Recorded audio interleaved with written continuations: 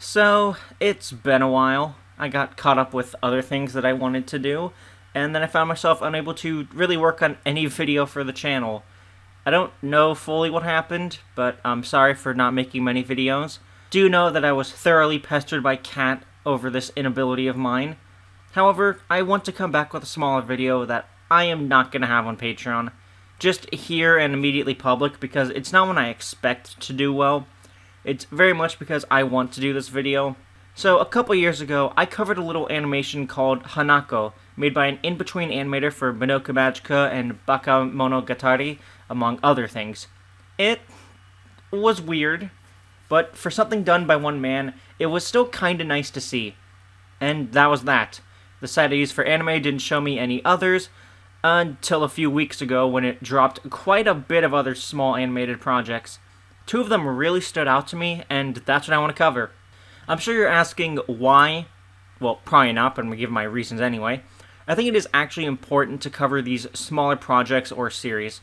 As we have seen recently, independent animation has a way of exploding on YouTube, or just falling by the wayside. And that sucks for those that don't get popular, because a lot of work undoubtedly went into them still. And I think they should at least get some spotlight. Maybe they don't go anywhere, maybe it's a slow start, but maybe more people might like them too, and eventually share them. Also, because they are independent, they can usually get away with some interesting stories. To show off what I'm talking about, I'm going to start with the much simpler, yet super strange one, Yubi wo Nusunda Onna, or Woman Who Stole Fingers.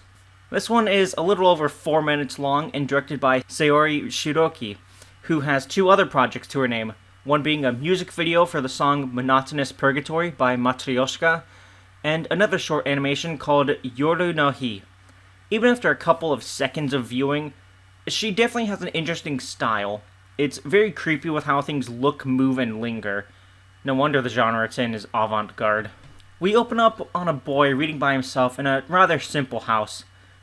When he goes to look outside, as the winds are rather heavy, his mother stares at him, oddly reminiscent of this scene from Attack on Titan with Yelena and Armin. So already we know something's not right. Made worse when the boy is trying to run outside, his mother is holding his hand and pulls him back to slow him down. Once he breaks free of her grasp, though, and tries to scale the fence, we get the staring face of her for a few seconds before he is thrown back inside. She then takes off his fingers and turns them into maggots, then doing the same to his toes, and then simply leaving him. When she walks around the house and comes to his window, he hides in fear as she looks in the room, although I think she caught sight of his toes, or at least his now smooth foot, and so she takes off his arms and body until he is nothing but a maggot to be held.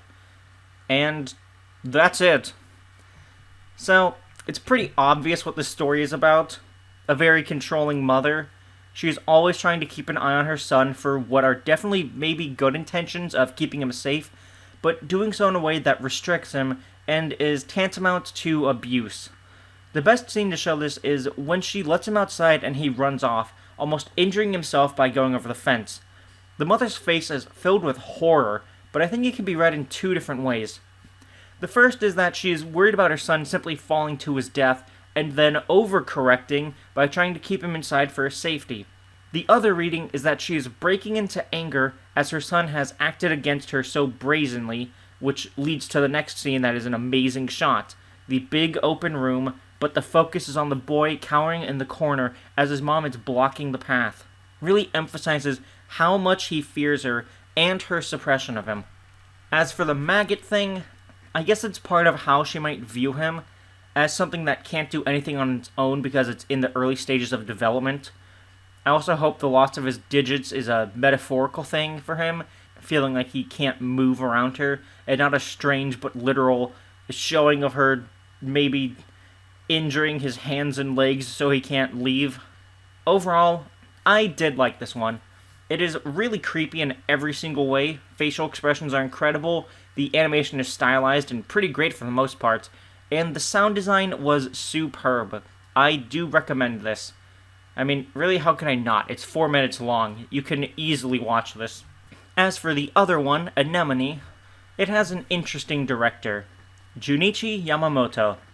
While Seiri Shiroki was known for two other things, at least of what I could find, Junichi Yamamoto has worked as a director and storyboarder for a few big series, like the OP for Season 3 of Is It Wrong to Pick Up Girls in a Dungeon, storyboard and director for Episode 2 of Mushoku Tensei Season 2, a few episodes of a favorite of mine, Fufuijo Kobito Miman, a few episodes on the 2022 Urusei Yatsura, a director, storyboard, and key animation job for Ninja Batman, a few episodes for Summertime Render, and some other stuff I'm not very familiar with.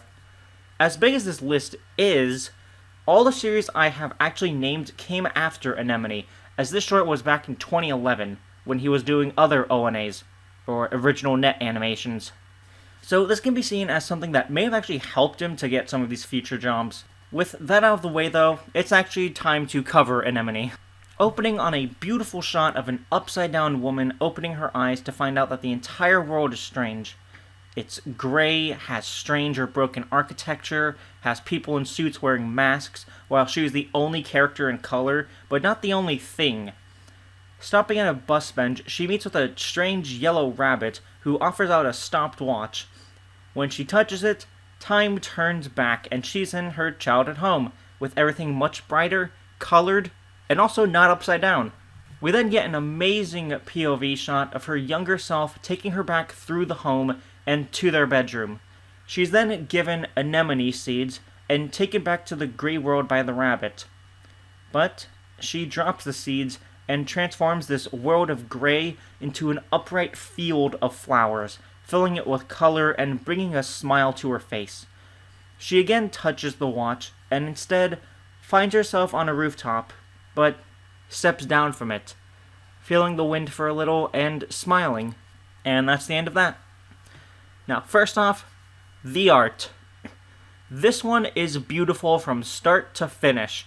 The only thing I might dock it is the 3D models used, as they really stick out like a sore thumb, but I think that'll always be the case with art. We're only now starting to get to good CG. It's also actually admirable of them to use 3D models as background items. In a way, it actually adds to the dreamlike nature of her past life. Second, the music. Instead of using sound to set the moods like the previous one, it uses music. The opening piano is rather sad and evokes the feeling that the girl is simply lost and wandering around this strange world, powerless to it. As we get the bus, a second group of instruments is introduced as if they are attached to this rabbit before it returns to the piano only again. But once we go to the past, it opens up with a music box before strings take us away with a lighter, kinda more innocent tone. Although she returns to the sad piano in the gray world, that all goes away when the seeds are planted, filling the world with an almost triumphant rendition of the song to portray that things are going to get better. As for the story of it, it is a very relatable animation. Even now, I know these feelings very well. Feeling lost in the world as an adult, unsure of what path to take, and feeling like there is no good way forward.